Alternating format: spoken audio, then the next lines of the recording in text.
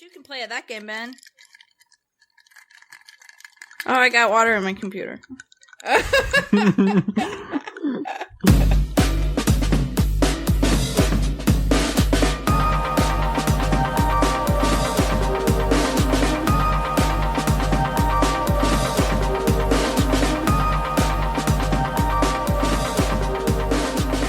Hello, and welcome to WayTooBroad, a show and tell program for really, really ridiculously excited grown-ups.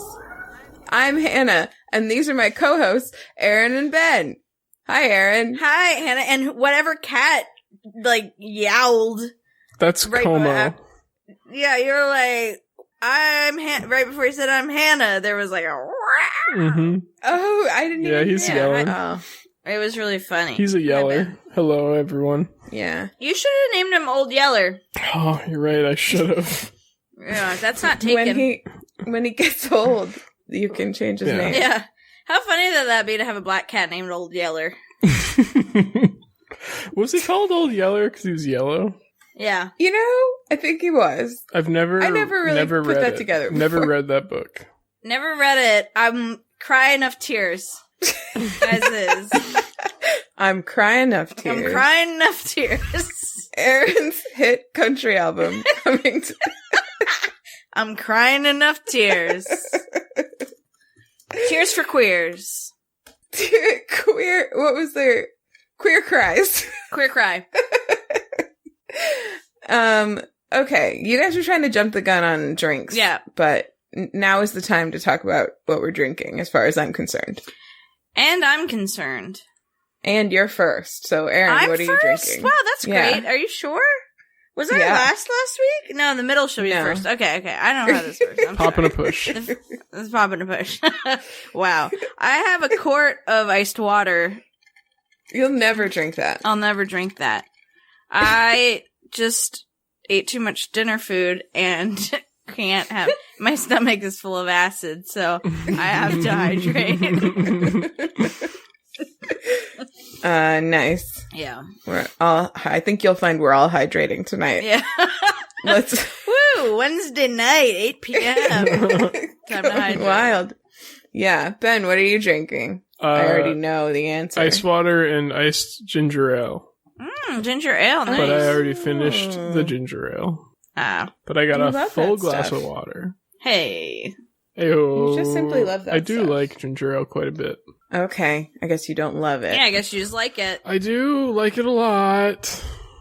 He's not committing to the L word. Hate ginger ale. Stop drinking it then. Crazy. I drank it to punish myself. And it for existing. Yeah. Hannah, what you drinking, girl? I'm drinking seltzer. Homemade seltzer. SodaStream. From my SodaStream. How's your SodaStream? Let's hear it. Let's hear that. Oh, wow. Wow. That's only after a couple of minutes of sitting there. Sometimes it gets so loud. It's like I'm opening up an airlock. Wow. I guess that is what it is, kind of, technically. You're locking that air. Are you flavoring your SodaStream water? Good cue. So, no. Well, let me rephrase that. We bought some fruit, and sometimes we're, infusing it ourselves. Okay. We're just, sticking some fruit in there. We have 2 bottles, so Ian has a bottle, and I have a bottle. I guess I could have just assumed you guys would figure that out. So, we just, I don't know how long, this comes up with, drinking water bottles, too. How long is too long to just, keep a bottle in continuous use? Oh, Because... I'm not good to answer this because my gym water bottle, I haven't washed it yet. From the initial washing. Right. Because it always smells fine. I smell it. Yeah. Every time I open it, I'm like, smells good. I don't think I've washed this bottle since September. Hot take. You're putting water in it. That's washing. You're putting water in it, swishing it around every time you turn it. That's wash. I do a little That's rinse wash. often when I refill it. I'll put a little water in and just swish it around to get any backwash out. But you can't really backwash with this kind of bottle anyway. So if I did a fruit before, then I'll do a little swishy rinse before I do a non-fruit. Right? That's been the extent of it so far. We've had it for a few days now. So I actually have a pretty good metric on this because I have a really bad habit of filling up a glass of water before bed and then like leaving it forever in my bedroom. Mm-hmm. And so for a while I had like glasses for like a month, let's say, let's exaggerate, or maybe not, that had water in them. And it was just like, by the time I went to go like pour them out, they were just cups of water right after a month. At one of them, I had put a little lime in, and after 2 days, it was like full of bacteria. So that kind of led me to think like a cup of water, there's not really much going on. Like, you know, your regular old run of the mill water bottle. It's really when you start adding things like infusing fruit or, you know, regular fruit. So. Or meat. Meat. I haven't tried meat water yet, but I like beef water. Yeah. I think what I would do is just like throw it away immediately, like even maybe before, just to be on the safe side. Yeah. That's fair. That's fair. Woo! You offer your gym buddies some like, you want some water? This is chicken infused, raw chicken for best flavor. Raw chicken water. Raw chicken water. It's just broth. It's just cold chicken broth. Oh, actually, you could make that a thing. People are buying like cups of broth. Yeah. What? For like $7 in New York City. What? Yeah, like bone broth. Absolutely. Yeah. Bone broth's good for you. Yeah, you have it in those like plastic shakers with the little bone broth. Bone broth? Bone broth, Ben. What does that mean?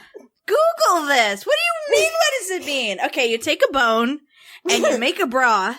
And all the collagen and like marrow cooks down, and then you drink it, and it's good for your gut. And that's like a lot of people are doing nowadays? Absolutely, yeah. There's like I've just never heard of that. For this. It's really big in New York City. That's because you don't live in a poppin' town. You just live in like LA. Okay. I don't live in LA. I know. Pat Gill had a really funny tweet about this the other day that I wish that I could find on command, but I'm going to keep looking for it. But tweets are hard to find. Upfront thing, you were about to ask me a question before we started recording, and then you stopped yourself and wrote it down to ask me on pod. Hold on. I just found the tweet. Okay, cool. Okay, New York Genius number 1. It's soup with nothing in it. We call it broth. New York Genius number 2. I will give you $7 to $10 for it. It's true. It's true. I wanted to know, well, first of all, the question, without its requisite context might be confusing for people. So do you want to tell us, what today is in terms of our podcast, Erin? Yeah, today it's Erin's birthday. Happy birthday. I went to the haircut at 8 in the morning. I'm getting my haircut as we speak. We're stuck in a time loop. It is the year anniversary. Sorry, I'm going to keep doing that. Same exact thing you did earlier. Well, this recording is the 2-year anniversary of our first WayTooBroad recording. Recording.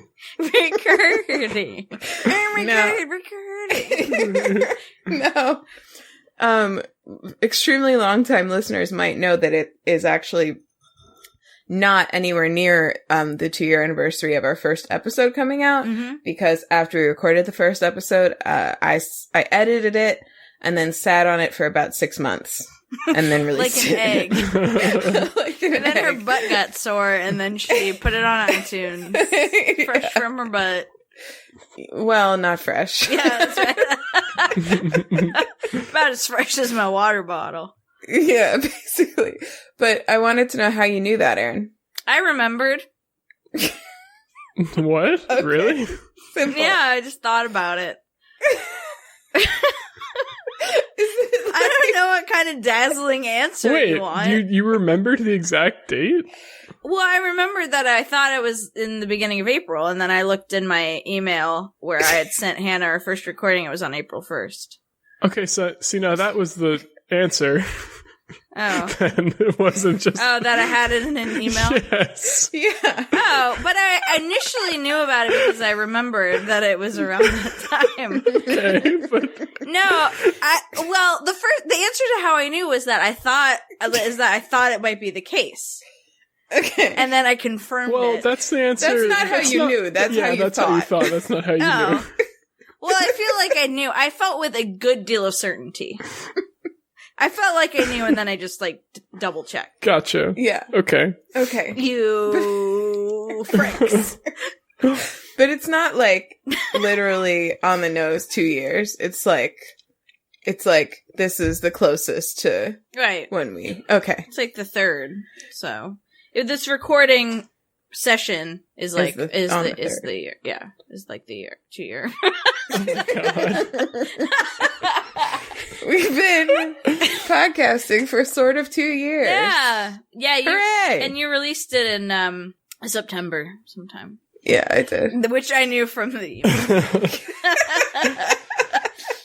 Did I? I just remembered it. I like 99% remembered it and 1% double checked it. Okay. I don't know what you want me to say. I don't know. Hannah. I don't know. Do you want to hear What? a fun Final Fantasy VII fact that I feel like maybe I've shared before, but I don't remember? Oh, it's a new segment. Fun Final Fantasy VII fact. Yeah. It's not actually about the game. It's related to my experience with the game. My Twitch username, and tell me if I've told you this before. You did. I did? You On the did. pod? Okay, never mind. But I could say it again. Final Fantasy VII fact. Yeah. Here's a fun Final Fantasy VII fact. The cutscenes, you can't skip them. The cutscenes. So that can't was skip fun. them. Ben, I'm sorry to cut you off. You could and should totally tell the thing again. I think you told it on pod, I'm pretty but sure I you did did. too. long ago enough that I think. All right, I'll tell it real if you quick. wanted to. It's that my Twitch username and my friend Alex's Twitch username, which is Abrahams227, are both names that he came up with for Final Fantasy VII characters in Disco Greg was from my playthrough of the game, and Abrahams was from his. So both of our Twitch usernames are from Final Fantasy VII characters. Bro love. Yeah.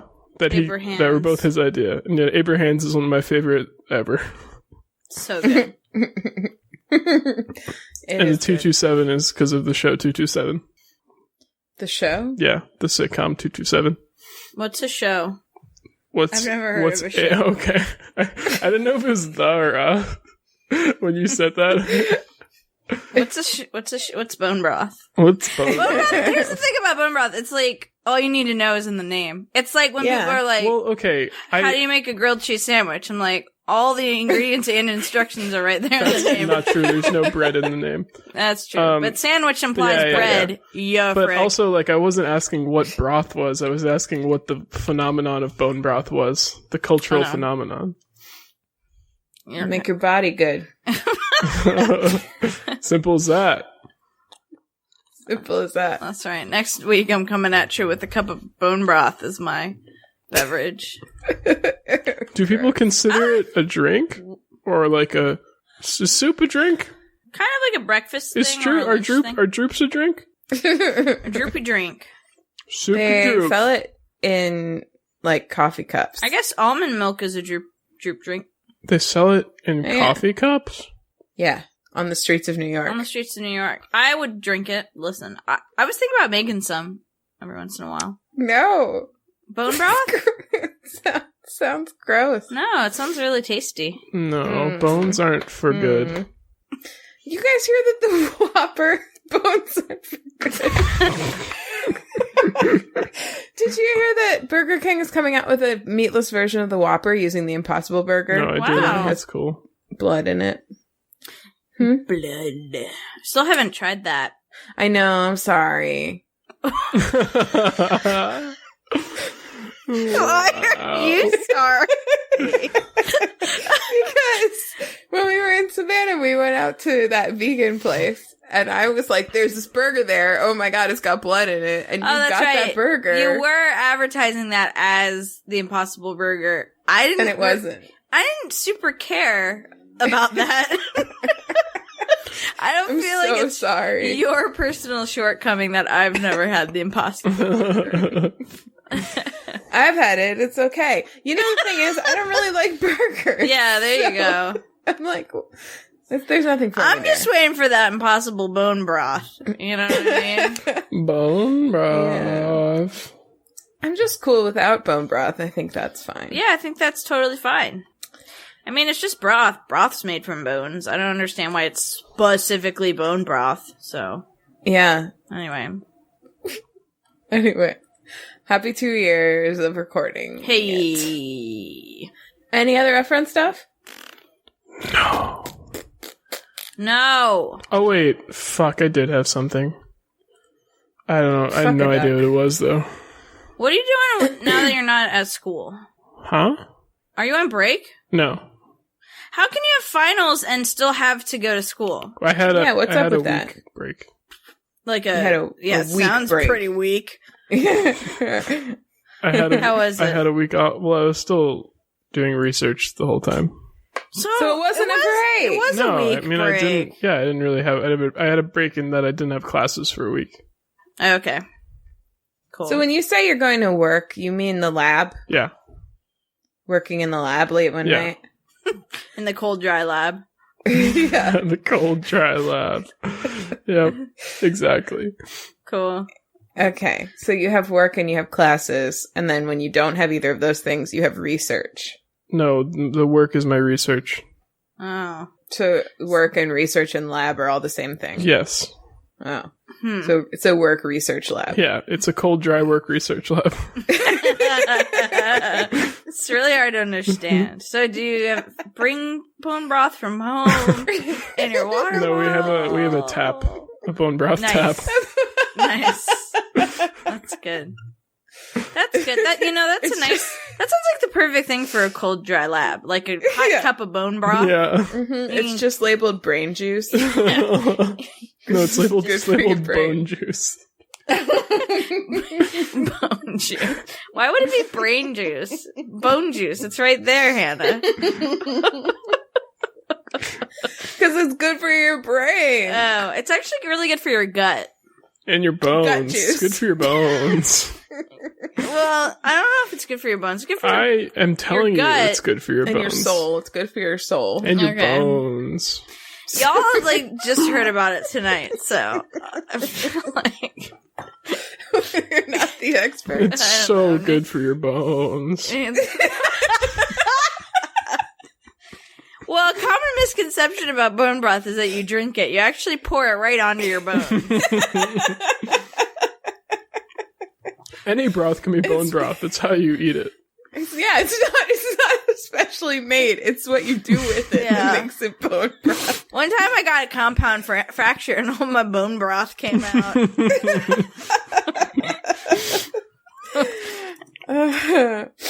I almost had a compound fracture once. True story. Oh, fuck. Jeez.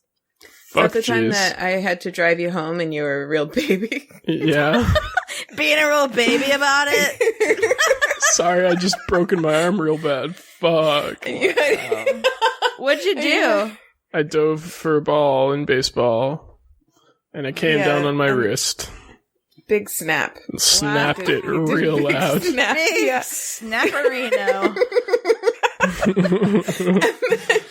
And then we brought him to the hospital and they gave him morphine. I went to the and he hospital liked in it. an ambulance. Wow. Well, we brought you La-ti-da. in our ambulance.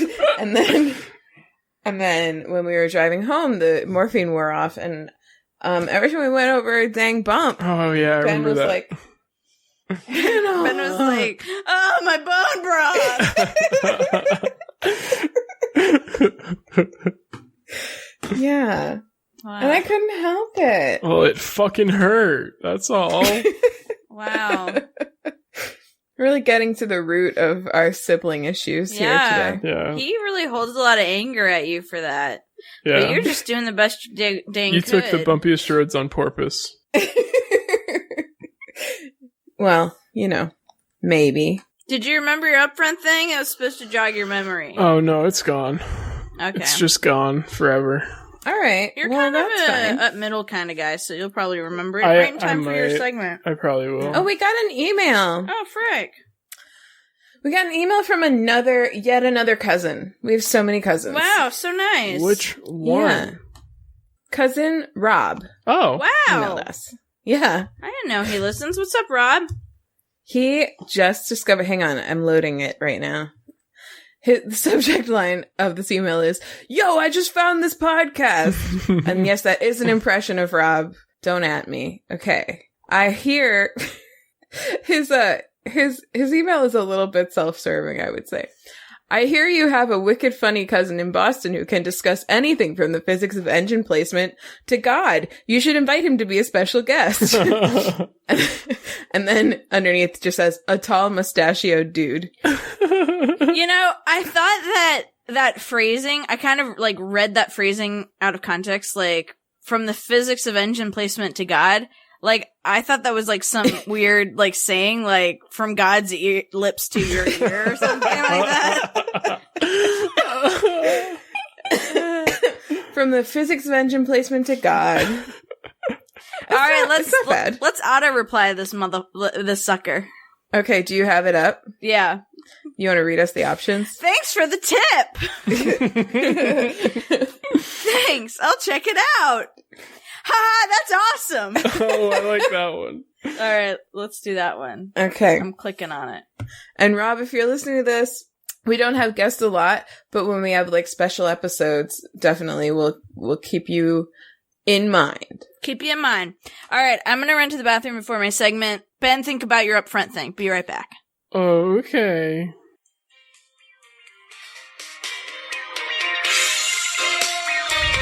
What's that? It's a song. Is this music? I love music. Is this coming from the green or the black? The black? I love that. I just played that clip, Guy Who Likes Music, for my coworker today. I love it. I love it so For the first time. For the first time? Oh my gosh. Yeah. Did they love it? Yeah, he really, really liked it. That's good. That's so good. How could you not? That might have been my upfront thing, was that band. What was that band?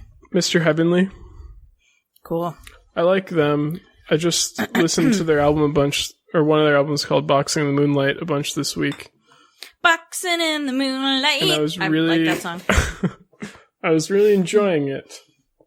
A lot. But not enough to be an obsession, so I just wanted to mention it. I wanted to give a shout out. That's the proper format for that. Yeah. Good job. I like the song Blue Lines and Making Excuses a lot. Especially. I just listened to Blue Lines, and it sounded good through Ben's microphone. Although I'm interested to hear it for myself. From Ben's phone to your ear. From the physics of engine placement to God. It's really not bad. It's pretty good. It's pretty great.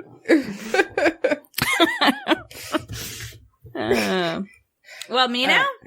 Welcome to Erin now. Well, hi. I just closed the freaking thing I needed. All right. What the heck? Okay, my obsession this week is an album. There are some interesting parallels between this kind of obsession and the one that Hannah brought about that band that you really like that I don't remember the name of. Oh, the Japanese one? The Japanese band. And that like Kiwami Otome. Yeah, of course. Why didn't I remember that? Because didn't you like find them like one day before we recorded WayTooBroad? Yeah, if not the day that we recorded, yeah. Yeah, so I just discovered this album yesterday. And it's also, it's by a Icelandic singer-songwriter. And I'm going to do my best to pronounce his name. I think it's just Asgeir. It's A with a little funny thing on it. Sgeir. Asgeir. You know, a little funny. It's got a little accent doigt or whatever. I think that, is it like a little circle above the A, kind of? No, it's not that. It's like a little tick that's slanted to the right. Oh. Over the capital A. I see. Anyway, his full name is, I think he goes I think he like recently started just going by his first name, Asgeir. But the way that I found him specifically was it was a really rainy day at the office, and I just threw on a Spotify playlist, and a song by him came up, and I didn't particularly like it, but I'd just never seen that artist name before, so I went to his artist page, and I'm just gonna read the artist page bio on Spotify, because this is kind of what sucked me in. So, born Asgeir Trusty Narasan, I don't know why I read that part. So he's an Icelandic singer-songwriter specializing in intimate, soulful songs that span indie, electronic, and atmospheric folk. An overnight success in his native Iceland, when the then 21-year-old released his 2012 album, Into the Silence. I think that's what it's called. Hold on. Why don't I have this prepared? I'm so sorry. In the Silence. Okay. And quickly broke every regional record in the book. It's estimated that almost 10% of the Icelandic population owns the album. Wow. Yeah, his unique songs are made all the more idiosyncratic by the fact that his 72-year-old father, poet Einar Einarsson, provides the majority of the lyrics. So the really cool thing about this is that album I said, In the Silence, is actually has an Icelandic name because it's sung in Icelandic. Is that the name of the language? I think so. But then so what?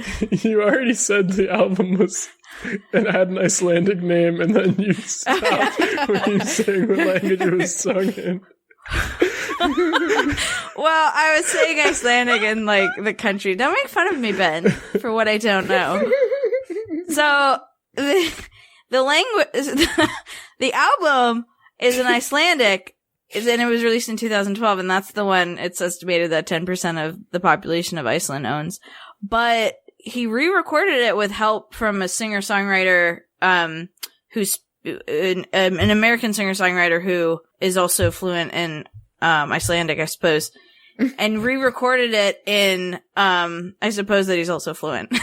He re-recorded it in English. And so it's like the same album in English. So I read this bio and I was so intrigued by that. And I thought, this album that was like so popular that, you know, a good portion of Iceland owns must be really good.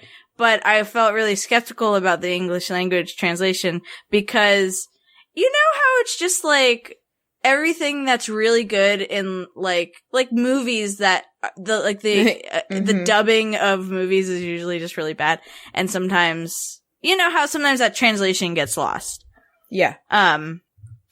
But it's great. It's really, really good. So some artists that it reminds me of, I recorded 3 small, like 30-second tracks, of 3 of the songs that I particularly like. I like every single song on the album. It's such good music. Reminds me of, Bon Iver a lot. Reminds me of a band that I've been really getting into called Darling Side.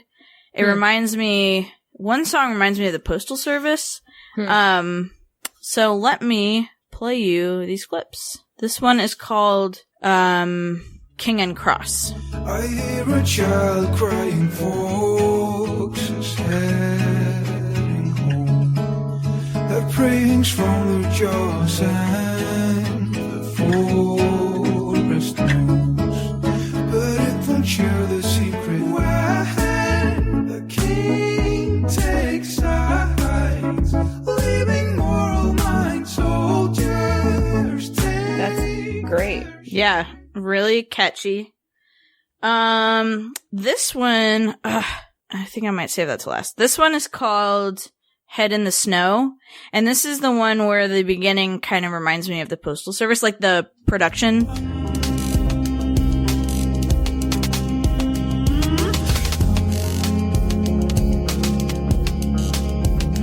Far up in the north, the nights can be so dark.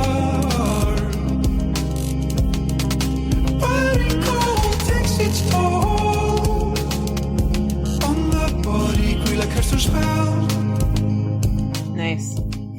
This is one of my very favorite songs on the album. Of course, it's like a slow, sad song, but it's so good. Like, makes me want to cry how good it is. It's called Was There Nothing? Great name, too. Was there nothing but the blessed night? Had some gold, don't remember where. When does faith lift up its head so high? That's very like Bon Iver. Yeah. Mm-hmm. Yeah. Yep. That one in particular. For some reason, too, like Damien Rice keeps coming to mind when I've been listening to this album. And I don't think it's anything specifically like the sound quality or anything, but I feel like I felt when I listened to like Damien Rice's, what was his album? Was it? His like first one? I think so. I feel like I'm like having that feeling like I did when I listened to that Damien Rice album for the first time of like, what? This music is so good. And like each song I liked more than the next, and just like how, you know, I hadn't heard something I liked so much in such a long time. So I kind of had that experience with this, and it's really fun because you finish the album and then you can just listen to it in Icelandic. So like the whole thing. And they keep, it's just his singing is kept over. The instrumentations are the same. Identical. And it's just his singing. But yeah, I think like for it being translated from a different language into English, I feel like the lyrics are really good. Like I find them to be, you know, I don't find them awkward like I kind of was expecting. I don't know why. I think they're like really interesting and insightful, and I think it's really well done. So just been super jamming on this. This is definitely like my spring album. I'll be listening to this like all spring. I bet Ian will really like him because he really likes, what's that other Icelandic band that's like really, had like Bjork. a couple I was big gonna hits? do that. No. It's like, hold your horses now. Da, da, da, Bjork. da, da.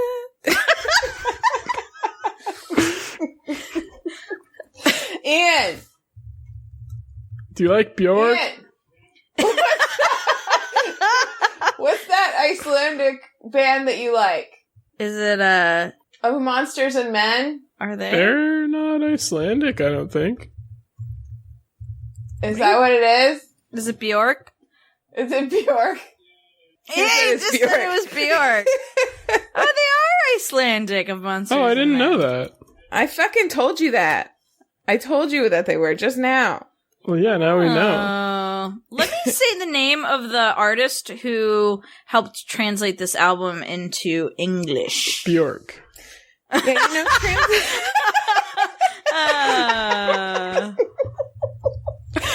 you know, translation is interesting when it comes to art. Like, I've heard, actually Griffin and Rachel McElroy talk about it on Wonderful, in the context of music and poetry, that like really it can be done extremely well and artfully.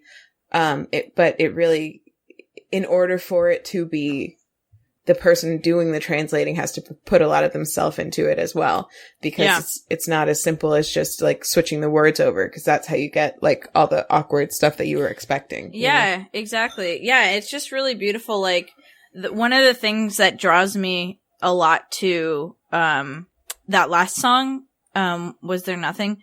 I find the lyrics to be really beautiful and compelling. It's just like it has this like repeating line, and it's just like a really, really good song in its entirety. So I feel like that poetic quality that was probably present in the Icelandic version and the original version, because his father wrote the lyrics and he's a poet. I feel like a lot of that poetic element carried through to the English translation. The artist who helped translate it is Bjork.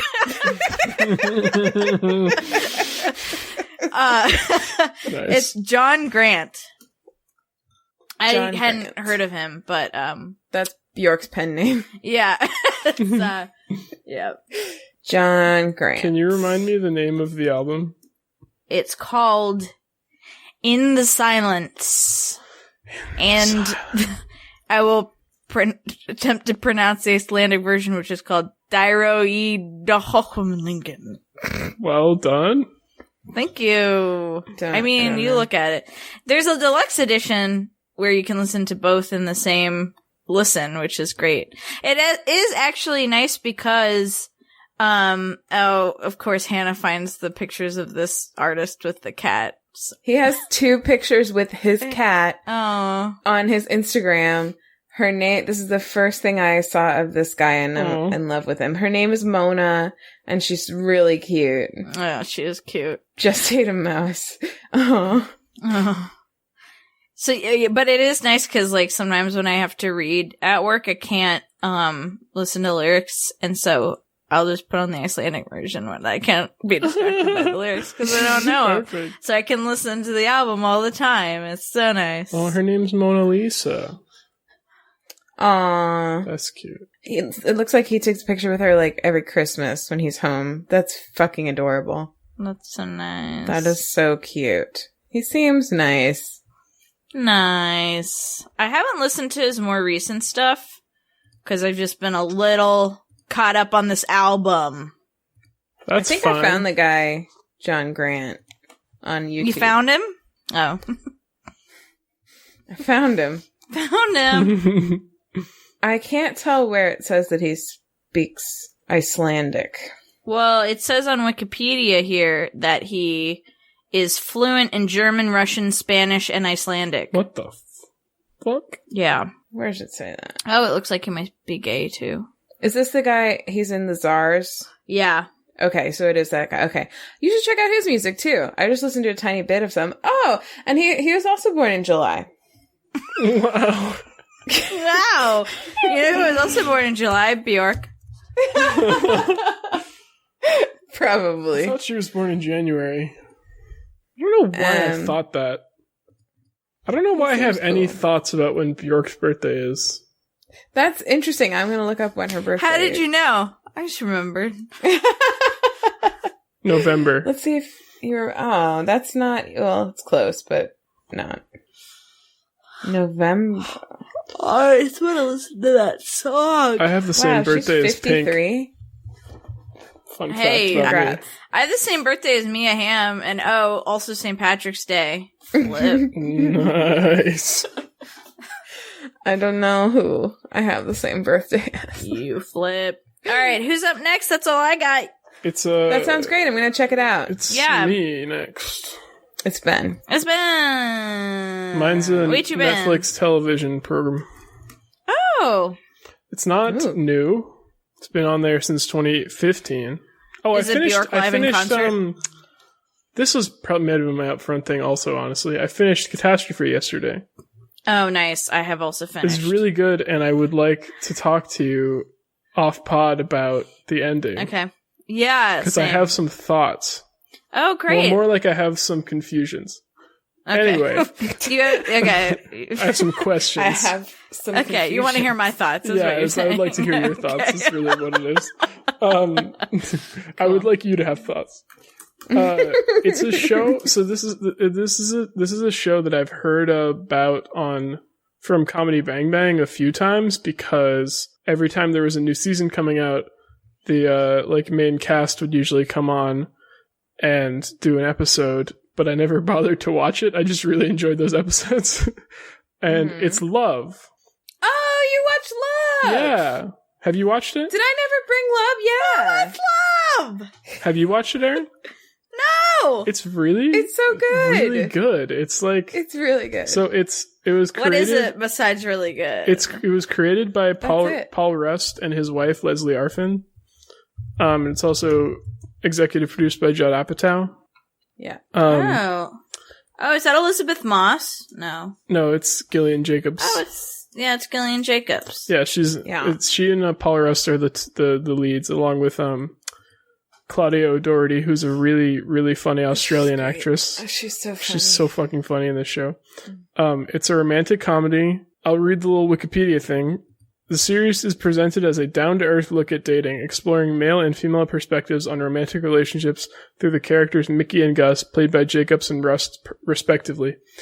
And it's like a rom-com about a straight white couple, but it's not like tired and, like I felt like it was a more genuine look at relationships and people and characters in general. Like, it's a very character driven show. And like neither of the two main characters, the people in the relationship, are like great people or terrible people. Yeah, they're just like people who have like problems that they both are trying to work on themselves while also trying to form a relationship. Yeah. Basically. Gus he's Paul Russ I mentioned that. Yeah, Paul Russ created it and is also stars in it. And he plays an on-set teacher for like child actors, which is really interesting. And Mickey, who is Gillian Jacobs' character, is a program manager at a radio station or something, but she also is an alcoholic and is like at the beginning of the show is like just getting out of a relationship with a drug addict guy who was kind of an awful boyfriend and everything, and just kind of trying to sort her shit out. And like, I don't know, there's just some really great things about, like, I feel like there are a lot of these kinds of shows where, one of the two people is like just very clearly trying to like fix the other person, and like, either it's like the male character or the female character, like the manic pixie dream girl trope, for example, like that female character only exists to help the male character realize something about himself and learn something about himself, whereas the way they present this in Love is like Mickey has never really dated like a quote unquote nice guy before, and she's not doing it because she like thinks that he'll make her a better person. She's doing it because she kind of realizes that she deserves that. She deserves someone who's going to be genuine and nice to her rather than someone who's going to be shitty to her. Like it's like an empowering decision for her to choose to date someone she normally wouldn't, which I really liked that's how they did that. Because Gillian Jacobs is so much more attractive than Paul Rust, just as a side note. Yeah, I was thinking that as I was looking through. He's a great actor. He's so funny. He's a great actor. Funny. He's so charming. Yeah, he's like, I feel like he has a charisma to him. He does. He certainly does. But he's man, oh man. Yeah, and Claudio Doherty. Have you watched the whole thing? No. We're on the first season still. But yeah, I'm really excited to watch more. Probably gonna watch it. I just love it. I just like, there's no bad performance in that whole show. Everybody in that show does such a good job. Andy Dick was in it randomly. Yeah, yeah, and like there's something that's very like very LA to it. Like, it's not like super incredibly relatable to all of every American or anything. Like, obviously, like the guy is a tutor to, child actors who has dreams of being a writer, like for TV. He's not like, he's not like an everyman. She's not an every woman, but they're just like, it's just, and it's not like once the decision is made that they're going to be together, or that they're not, or that they're going to try or anything. Like, it's not like things go perfectly ever for like life. Like, it's very like life, but it's like just so well acted and well written. Yeah. The music is really good. The set design, the costumes are all really good. Like, it's just a joy to watch, I think. Yeah, it's really Hannah's great. second the wreck. It's really, really great. Wreck. The Wreck. I'm second The Wreck. As a small aside, when you said Manic Pixie Dream Girl, I don't think I ever explicitly heard that phrase or term. Oh, really? But when you were describing it, the thing that popped in my mind immediately was Natalie Portman's character in Garden State. And then I Googled it and I'm on the Wikipedia, and that's totally on the list. Yeah. Because I was oh, that's all that movie's about. Yeah. The other big example is Ramona Flowers and Scott Pilgrim.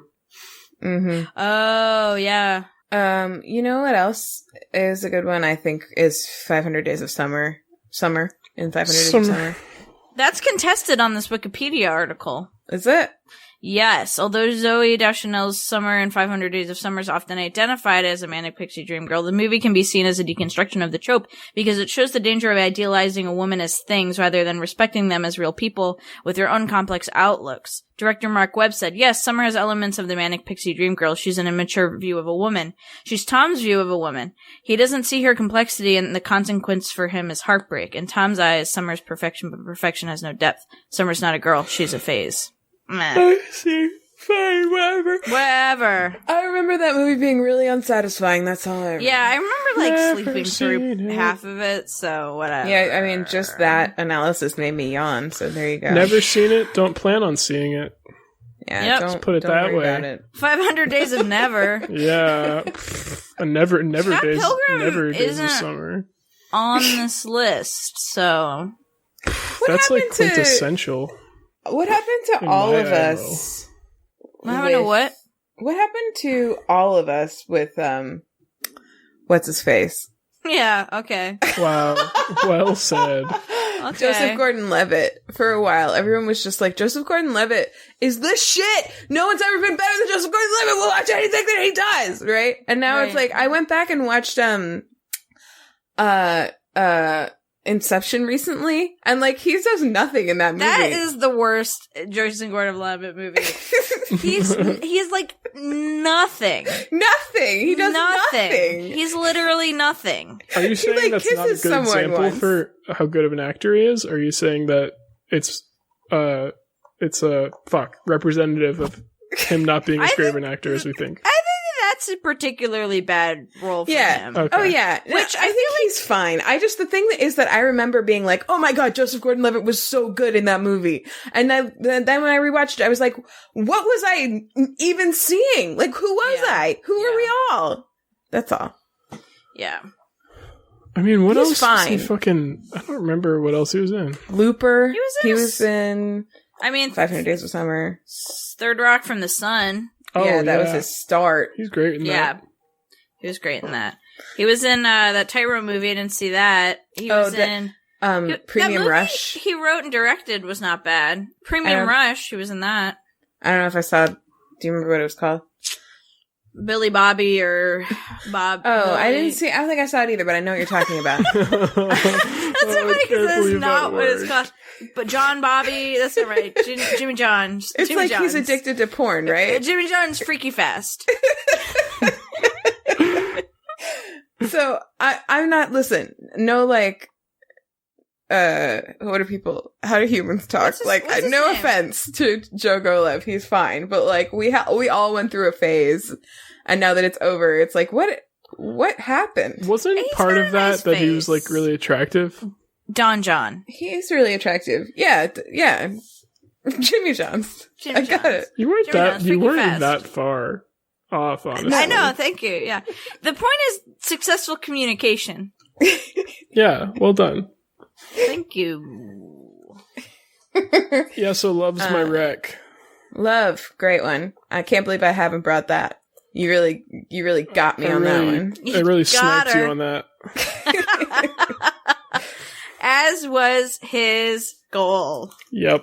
10 things I hate about you. That's why, Hannah. Oh, That's why. is why. That's That why. is why. Hannah and I watched 10 Things I Hate About You over and over and over and over and Yeah. over and over and over. Yeah. I'll still watch That it is- anytime I'm given the opportunity. Yeah, I would watch it right fucking now. I would end this podcast early. I would watch it as this podcast. Yeah. Oh, we could just watch it over and over again and talk about a different character's arc every time or something. Yeah, that's why you had a Jogo Ole face. Chocolate. Chocolate. Hi, chocolate. French for chocolate. Okay. Oh no, what? What? There's not going to be a fourth season of Love. Yeah, there's only 3. Did it seem like there could have been more? Was it canceled? I thought I that don't just ended. remember. I don't remember. It's been a long time. Maybe I'll just go back and watch all of it. I feel like I remember when they were talking about it on Comedy Bang Bang saying that it was on purpose, that it was its last. It probably was. It's just still sad because I want more. But that's fine. Good rec, Ben. I suck it. Thanks. It's your turn now. Hell yeah. It's my turn now. What's up? What's Okay. up, girl? Mine's going to be short because I think I can't talk much about it. So here's the thing. I've been obsessed with 2 things this week. One of them is slime, which there's nothing to say about slime. I've been making slime. Oh my god. Maybe you could, like, elaborate a little. I think it needs a little more explanation I've than just that. been making it sound like you've been, like, producing slime. It's been a slimy week. I don't know what to tell you. I've been sliming it up like a little snail. Just a little slug, a little slime trail, you know what I mean? Anyway, not much to say about that. I bought a make your own slime kit. It had Elmer's glue and this like activating agent that's like normally when you see like people make homemade slime, it's like they use like a borax solution. I've never seen anyone make it with my own eyes. That's very unique to your experience, I think. Whenever you like catch somebody making their own slime. On Instagram. Okay, still. There's a very active, I swear I've talked about this on the podcast before. There's a very active slime community on Instagram. A lot of kids these days are making slime and selling it for money. So for they sell cookies. all these like kits. And anyway, this one caught my eye because I don't love the fact that there's borax in it. Usually it kind of doesn't feel safe to me because you have to like massage the glue and the borax solution together like with your hands in order to make it not be glue anymore. That's not bueno. But this one is like this new patented like secret formula that Elmer's came up with that is supposed to be, or that is like certified to be non-toxic like their glue is. So I was like, okay, I'll give this a try. So I made some slime and then I still had more glue and I had more activator, or actually I went out and bought more, and I've been making slime when I get home from work as like a stress reliever all week. And now I have a bunch of slimes. So hit me up if you need some slimes. I guess that's what I'm saying. Hit me up. So that was one thing. It's just a lot of stirring, and then you can play with it like when I talked about thinking putty. It's like that, but it's like a little bit less dense. It's like feeling putty. Yeah, I keep it in jars. But the other thing that I've been like truly, truly obsessed with this week is the movie Us. I still haven't seen it. Yes, Ellie and doesn't neither of wanna you have see seen it. But I do.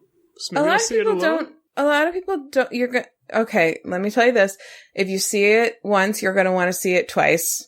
And I would recommend. You're going to want to see it 3 times a lady. Yeah, and I've only seen it once right now, but our brother Lucas is coming home this weekend, and I'm trying to convince him to come with me to see it again because I don't know if I can convince Ian to go just like out of the blue go see it again with me. But I really out of the blue. Like, you can spring it. You're gonna like be like, get in the car, no reason. And then like, Oh my god, that'd be the worst thing to do ever. And then like take him to the theater and be like, surprise! What do you mean out of the blue? Like if you tell him on a Wednesday and then take him on a Saturday. I don't know, just like for no particular reason by ourselves. I don't know if I could get him to do it. But did you guys see Get Out? Yes. Yeah. Okay. So a lot of people are saying that Us is like, what I've been hearing a lot is like the sort of themes are maybe a little bit muddier in Us than they were in Get Out. Like Get Out was like a very tightly crafted like narrative, and Us is people are saying it's more like it's a very, very good horror film, but maybe the themes are less like very obvious at the end. I understand why they're saying that, but the more I read up and watch and listen to about it, because I really have been like obsessively searching for every day I search Us movie and Us film on my podcast app to see if anyone else has come out with a spoiler, filled episode of their podcast where they talk about it. And most days there is a new one. So I've been listening to all of those to see if I can like glean anything. A lot of like YouTube analyses How many, it is really hard to find people doing movie analysis who are not just like straight up like cishet white dudes, like really, really hard. And I really don't want to hear from them about this movie necessarily. Like I'd really like to hear from African-American people, especially African-American women, like because Jordan Peele's movies always include themes of like race in America. And this one is not an exception, right? Right. So I found some of those. I found a lot of stuff. Cishead? Het. Oh, okay. I got you. The stupid I cishead. was like, is that like a new insult? I like it. Cishead. Fucking cishead. Fucking cishead. Man. But I think it was actually just as carefully crafted as Get Out. It was definitely intentionally, I think, scarier. It's not just like pure horror though. Like there's like Erin, I think you would like it. Okay. I was gonna ask you, you're maybe not like super intimately like tuned into like I don't know if you are super intimately tuned into my like scary movie threshold or like themes or stuff. But did you ever see Hereditary? No, you've asked me that like 5 times. Okay, I don't remember asking you. But okay, what's another one? Have you ever seen Hereditary? I have heard it's very scary. Yeah, I want like a frame of reference so you could like tell me if we're gonna watch it. We're not gonna watch it in theaters. We're gonna watch it. We're gonna like rent it at our house. Wassamanu?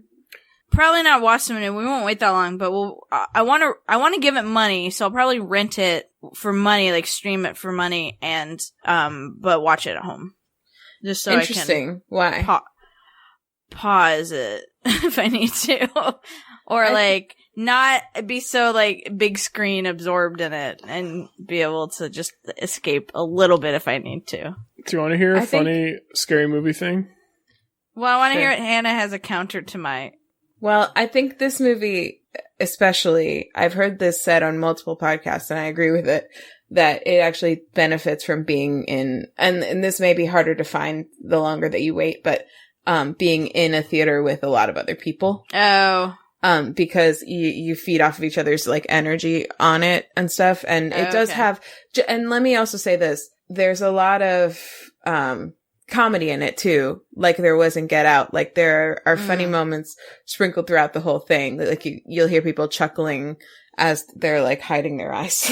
Oh, so it's like some tension relievers and stuff. Yeah. I think Molly too wants to watch it, not in the theater, so that's another part of it too. Like, I'll say this. I can't think of a movie that off the top of my head that it was like, it's the same level of scary as this. I certainly, from everything I've heard, don't think it's as scary as Hereditary, because I've heard some serious fucked up shit about that movie. Mm-hmm. It's really bad.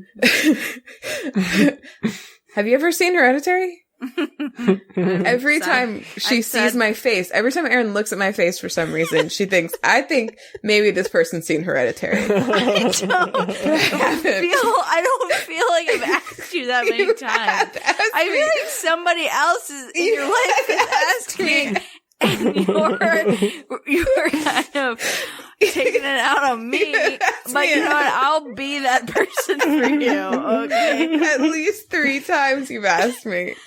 Like, scattered over, like, how long? Like, since October? Okay, that's not that much. Like, maybe you've watched it since, you flip.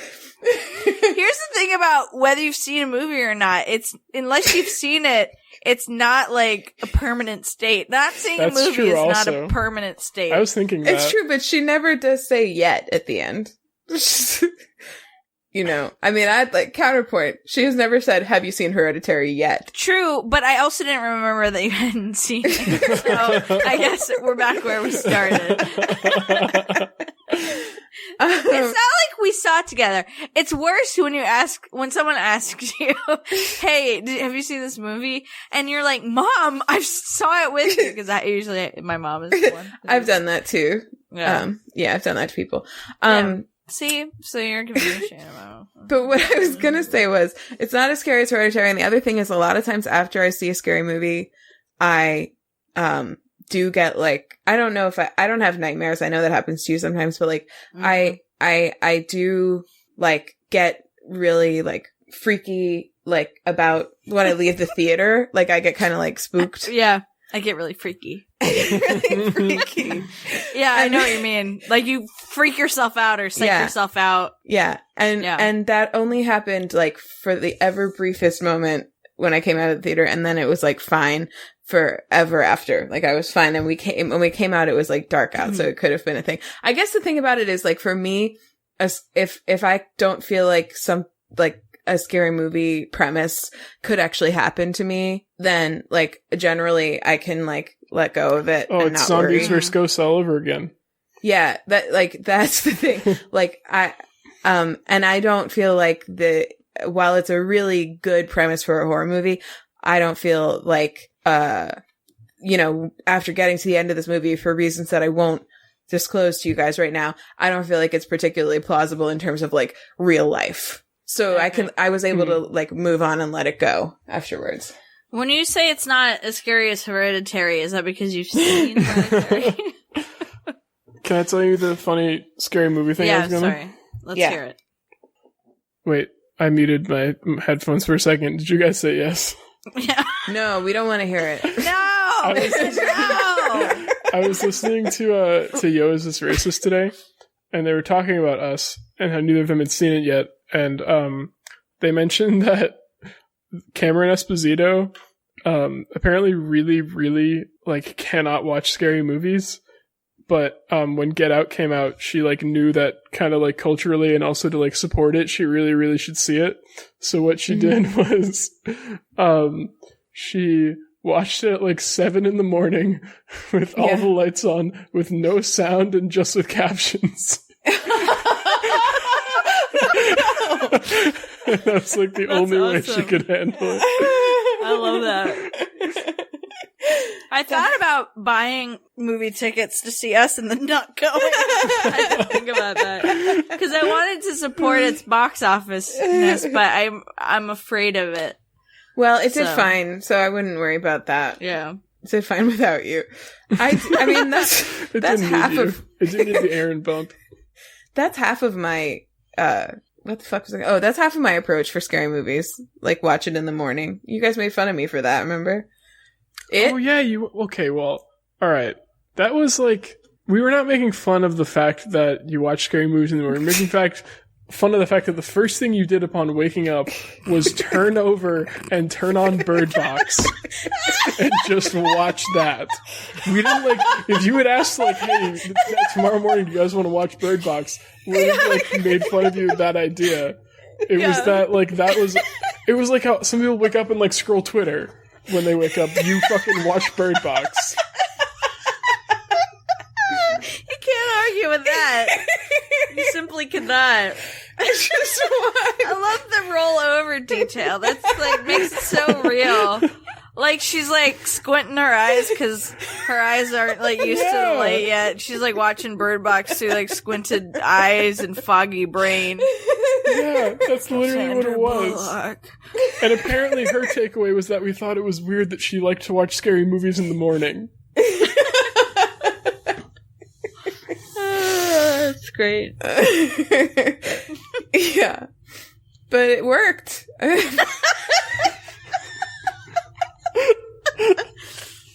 Oh, man. I don't know what that means in this context. Do you know scary movies will sometimes have like midnight showings? I'll be like, do you have anything a little later, like 7 a.m.? I can go to the movie, get a haircut, be home by 11 a.m. Hell yeah. Be home for lunch. Hell yeah. Be home for that senior special up at the diner. Oh my god. So, do you guys know, you've seen the trailer, right? Should I give some sense of what it's about in case people haven't? Sure. Okay. The movie Us is about... It's a comedy. It's a rom-com. It's a horror movie. It's about a woman who when she was young, I can't remember what beach it was, but she was like at on vacation with her family and had like a traumatic experience where she basically came across her double, and then the start of the movie actually starts with her and her family returning to that same place, and she's like feeling really freaked out about it because all these weird kind of like things keep happening, and she's just like basically like trying to convince her husband that they need to get out of there, get out. And just as she's maybe kind of starting to convince him that they should leave, that their doppelgangers show up, and there's like doppelgangers for all of them. It's extremely creepy. I recommend people watch the trailer before they decide to go see it, and I recommend also that everyone see it twice. Yeah, my journey with it, I told you guys, but I didn't tell it on pod, was that I was like, Molly, I want to see Us together. Let's go to the theater and see Us. I really want to see Us. Let's go. Don't see it without me. I don't know why she would. Let's go. And she was like, you haven't watched the trailer, have you? And I was like, no. She's like, come watch it with me. And then it ended, and I was like, yeah, I can't do that. It's scary as fuck. You know, I was thinking, Kylie doesn't really want to see it, and she's also going to be in San Diego Monday through Thursday of next week. So I was thinking I could go see it while she's gone, but then I just realized that you'd be home alone. I would be home alone right after. You would like watch it alone and then be home alone. Yeah, and that might be scary. Yeah, I think you'd be okay. You'd probably. I mean, I not wouldn't be die. No, you probably wouldn't die. You just put on something else when you get home, and it'll be fine. Slip into something more comfortable. Yeah, it's My just kitties will just make really me feel better. It's extremely well written. There's like all kinds of really intentional, like everything on the screen, just like in Get Out, is very intentional. Like all the set design in this, like framing is really good. It's a beautiful to watch. One thing I've seen Jordan Peele talk about in interviews is that he, you know, a lot of scary movies are set in like dark, dank, scary ass places. Like just the place itself is scary. And both of his like films have sort of been set in a lot of the time in like sunny, like beautiful settings, or at least very bright settings. And that's like something that he enjoys doing, is like, not just because it's like a juxtaposition of like something that should feel safe, but then it's like not, but also because it's just like literally more fun to look at, like as a viewer. And that's true. I think that's part of what I really like about his movies, along with pretty much like everything else about them, is that they're very beautiful to look at. I just think he's very talented. I can't wait for his next one. Hannah, have you seen the video where he kind of addresses fan theories about Get Out? I've seen that. But I want to love that find it video. again because I haven't seen it in a long time. Someone said maybe it was GQ. That sounds familiar. Sure. I love that video. I feel like that's so fun to hear that straight from the creator, you know? Mm-hmm. I found it. I'll put a link to it on the show notes. Speaking of trailers, have you guys seen the Joker trailer? Mm-mm. No. You should watch it. Is it Jared Leto? No, fuck that guy. Is he bad? Yeah, he is bad. Look him up. Do not listen to his music or watch his movies. I wasn't anyway. Steer clear of that. Savage. Stop. And stop your constant I was thinking about getting into Jared Leto. Don't look up I think like a 14-year-old has accused him of assaulting her. Damn. No. Are we watching that trailer or no? Oh, we were going to do that right now? We're doing that right now? The Joker? Okay. So did he like only do Suicide Squad as the Joker? I think so. Maybe they canceled him because he's canceled. Canceled. Okay, here we go. I'm watching it now. How long till canceled is canceled? Who is that? It's Joaquin Phoenix. Oh, sorry. Forgiven. Barely. Interesting. Mm-hmm. That looks like it might be good. That does look like it could be good, but I also sometimes struggle with that kind of story because I feel like it's very hard. Kind. No, I feel like it's very hard to toe the line between like making a villain have depth of character and also and what's the like not I guess glorifying like a evil character who perpetrates violence constantly. Right. You know? I think it's interesting because there's Sarah Marshall of Forgetting Sarah Marshall from the character from the You're movie. wrong about. Kristen Bell. Is it Kristen Bell? Yeah, Kristen Bell. Sarah Marshall, if you're wrong about. Noted journalist. Yeah, Sarah Marshall, if you're wrong about, which P.S. a new episode comes out tomorrow. Thank God. I just like love that podcast, and she's been helping with the Iditarod or something stupid and not producing that podcast. Has this whole like really interesting theory about how there are no monsters and there are no evil people, and it's just like people who do evil things. And like this really, like she wrote this whole article about like basically like Ted Bundy. Like people like to think like about like serial killers. They're monsters, and it removes them from us. Like we create this layer of separation between us and them when they're just like humans who, you know, had shit go wrong and all that. So I think it's interesting from that point of view. It's kind of like this binary evil character, like it was actually a person, you know? Well, it's interesting. All that stuff you just said is extremely thematically appropriate for the movie Us. I'm just telling you. Because it's interesting that it came up just now.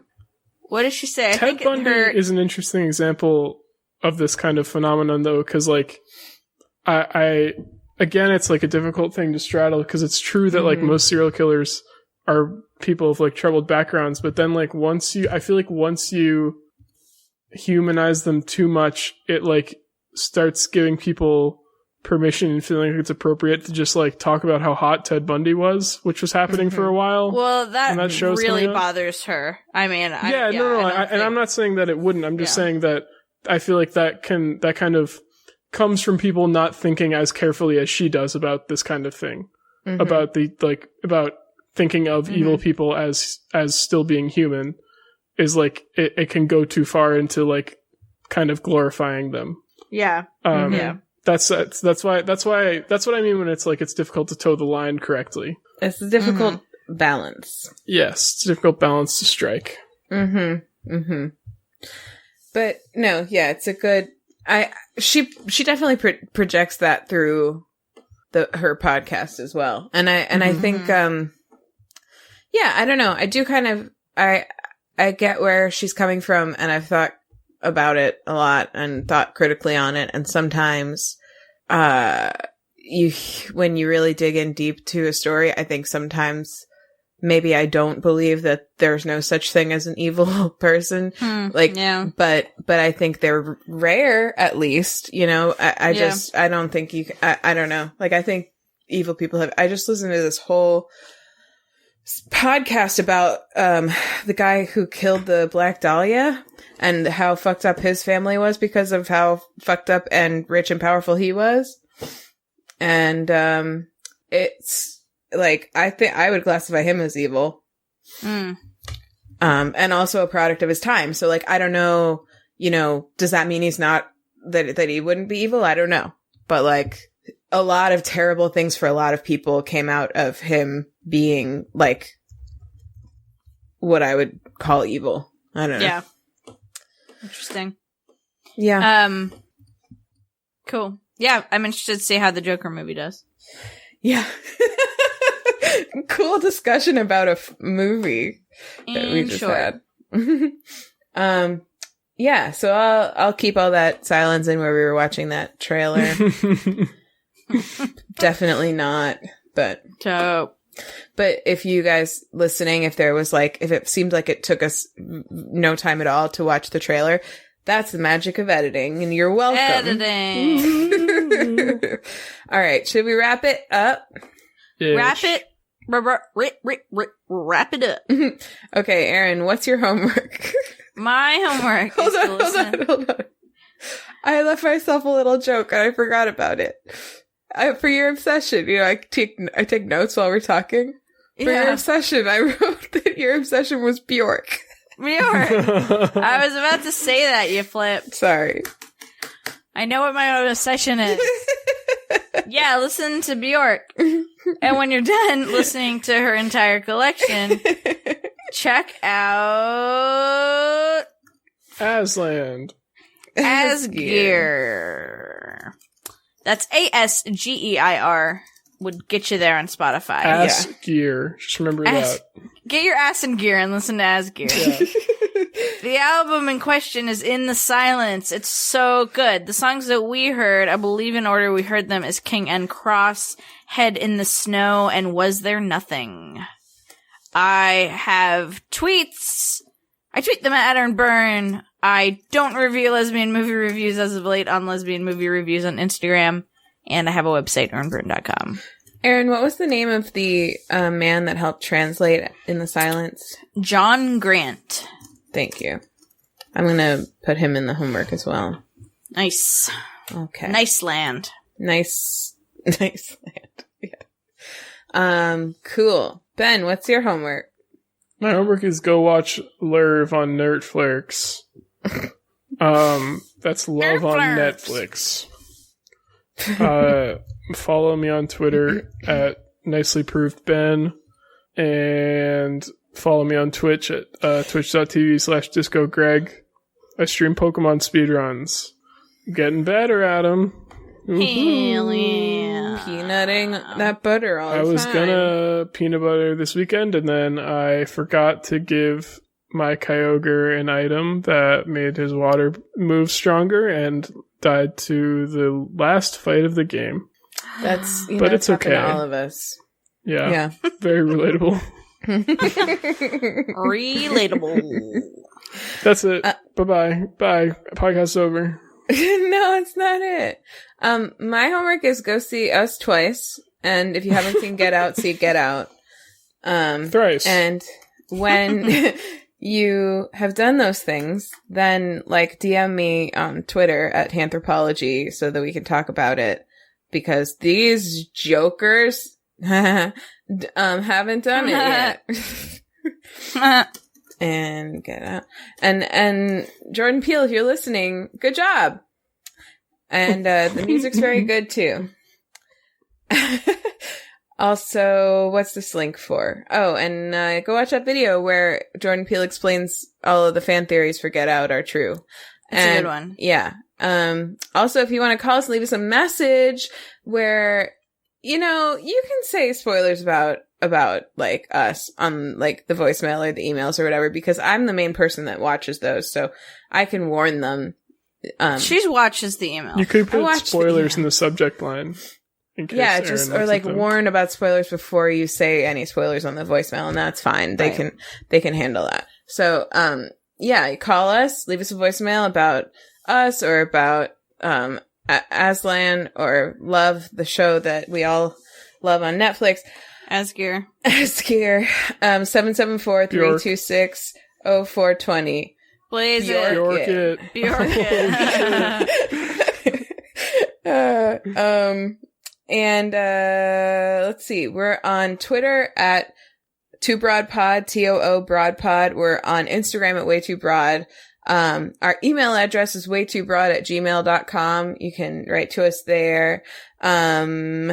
And if you missed any of the stuff we said, also I have a podcast, another one called So Dreamy. We talk about dreams. A podcast, another one. If you missed any of that stuff, all of the links and everything for everything we just talked about will be at I don't know to do that. WayTooBroad.com for anything you want. If you go to www.earnben.com for anything you need. And please leave us a rating and review on Apple Podcasts or any other place you can leave one if you feel like it, and we'll send you a sticker. You know who else has stickers coming to him this week?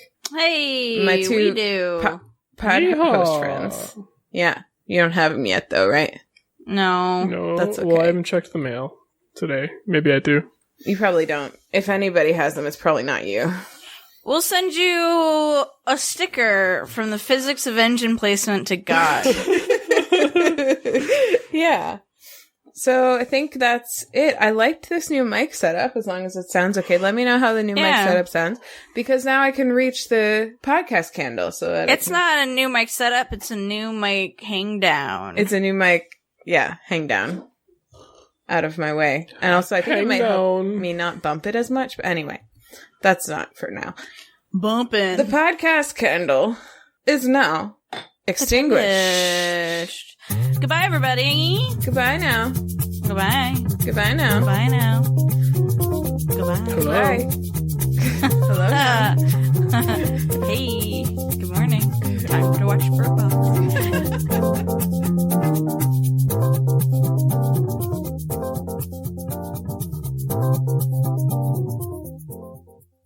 I rewrote the intro, so. Ooh, fun.